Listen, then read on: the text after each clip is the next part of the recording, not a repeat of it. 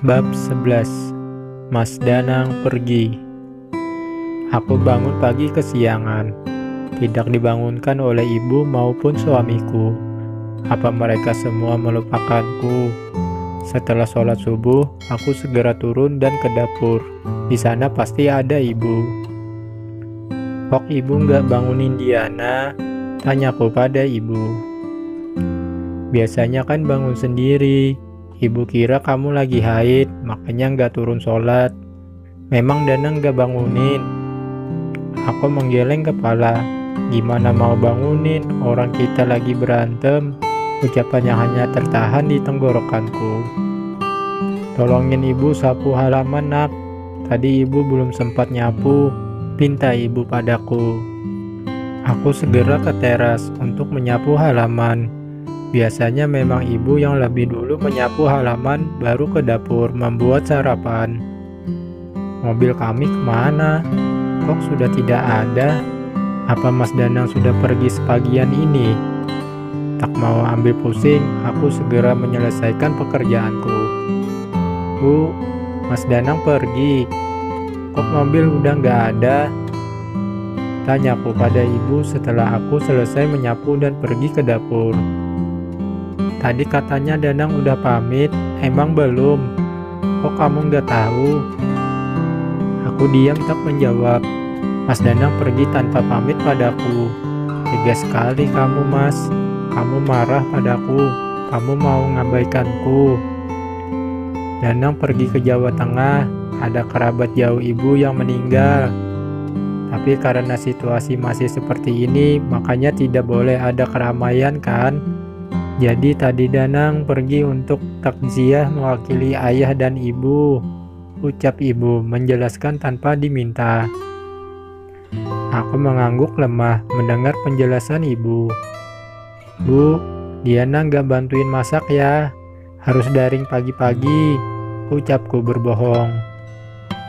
Hari ini tidak ada jadwal kuliah, tapi hatiku sedang tidak baik-baik saja.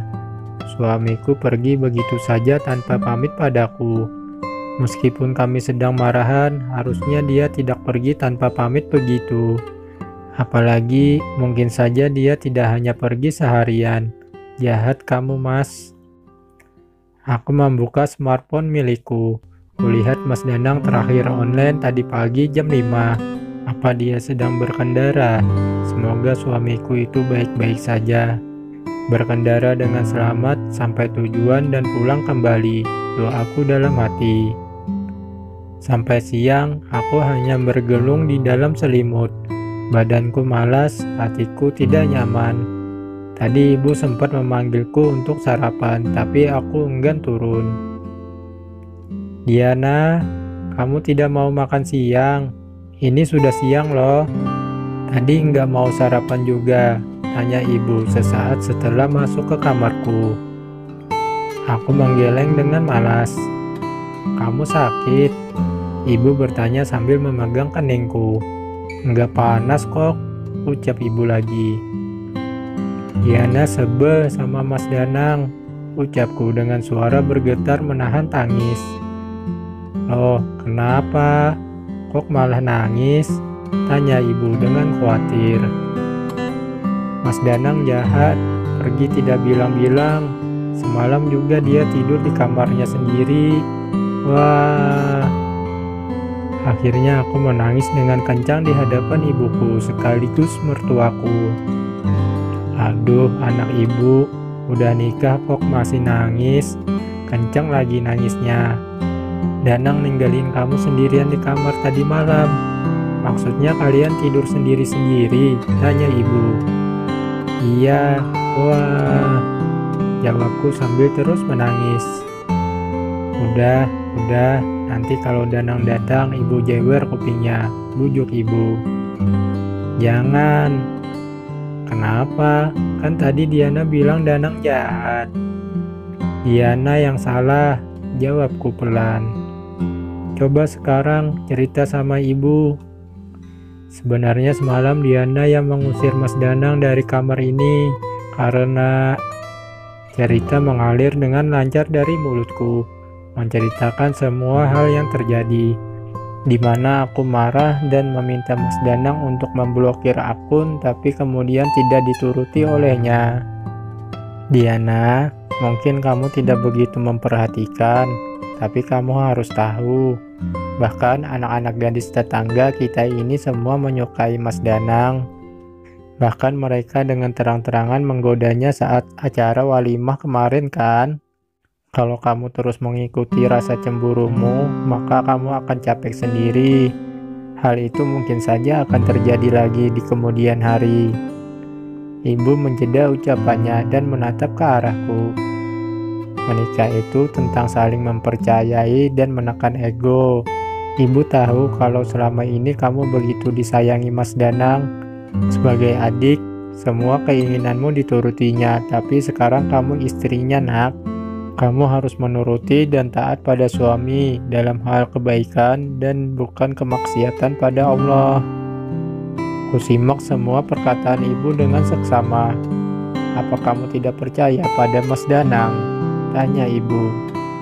Entahlah, Bu. Bisa saja nanti hatinya akan tergoda dan berpaling pada wanita lain. Kamu tahu, Danang setia dan konsisten dengan keinginan dan hatinya. Dia bercita-cita menjadi suamimu saat usia 9 tahun hingga sekarang dia berusia menjelang 23 tahun.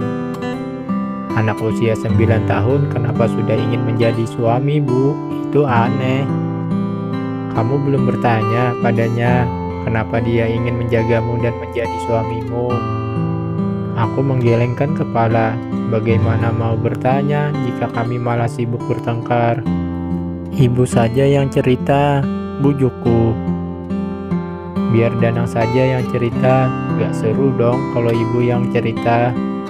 Ah, ibu. Sudah sehari semalam, Mas Danang pergi dan tidak memberi kabar apapun padaku. Tidak menelpon ataupun mengirim pesan padaku. Saat dia sampai di tempat tujuan, dia hanya menelpon ibu. Benar-benar keterlaluan Mas Danang ini.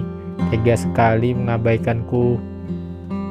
Ibu bilang, mungkin Mas Danang di sana akan sampai 3 hari atau bahkan 1 minggu. Ya Allah, lama banget. Dan waktu berjalan begitu sangat lamban. Benar kata sebuah lirik lagi, bila sudah tiada baru terasa bahwa kehadirannya sungguh berharga. Diana kangen, Mas, ucapku sambil menatap ke layar ponselku yang ada foto Mas Danang. Foto Mas Danang sendiri saat dia tengah asik di balkon sambil memainkan ponselnya. Foto yang aku ambil diam-diam saat dulu dia sibuk mengejar target untuk membeli rumah. Meskipun kami sejak kecil tinggal bersama, kami jarang berfoto berdua. Paling rame-rame dengan ayah dan ibu.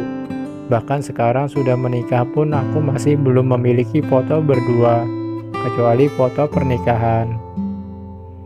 Hari-hari yang kulalui begitu lamban dan sepi. Aku merasa sangat kehilangan. Tidak ada yang menemaniku kuliah, tidak ada yang menjaga dan mengawasiku. Dulu aku sangat senang jika Mas Danang tidak mengawasiku, tapi sekarang aku merasa ada yang kurang. Malam ini sebelum tidur aku pergi ke kamarnya. Aku merebahkan diri di tempat tidurnya, mencari jejak-jejak suamiku yang mungkin tertinggal di tempat itu. Rindu di hatiku makin menggebu-gebu. Bahkan sudah 1 minggu dia tidak memberiku kabar. Ibu bilang jaringan telepon di sana kurang bagus. Kalau mau menelpon harus mencari sinyal dulu. Makanya Mas Danang tidak sempat menelponku. Waktu sudah menunjukkan jam 9 malam. Aku bangkit dari tempat tidur Mas Danang. Mataku tidak sengaja melihat baju koko Mas Danang yang tergantung di gantungan baju. Mungkin bekas dipakai sebelum dia berangkat. Kuraih baju itu dan kuhirup aromanya. Ada wanginya Mas Danang yang tertinggal di sana. Kubawa serta baju itu ke kamarku. Sesampainya di kamar, kupakaikan pada guling milikku. Setidaknya aku bisa berkhayal jika dia adalah suamiku. Selamat tidur sayang, aku merindukanmu. ucapku sambil memeluk dan mencium guling yang telah kupakaikan baju Mas Danang. Entah jam berapa aku terbangun dalam keadaan masih mengantuk. Kupeluk guling yang ada di sampingku. Guling itu terasa hangat. Aneh sekali. Kumasukkan tanganku ke dalam bajunya. Yang kurasakan tanganku seperti menyentuh kulit manusia. Aku benar-benar sudah gila. Gara-gara rindu ini, imajinasiku jadi tidak terkendali. Bahkan guling pun jadi hidup begini. Dengan mata yang masih berat dan terpejam, aku bergumam, "Hai guling, kamu hidup. Kamu mau dicium." Muah, muah. Kuciumi guling yang terbungkus baju Mas Danang dan kupeluk dengan erat. Bersambung.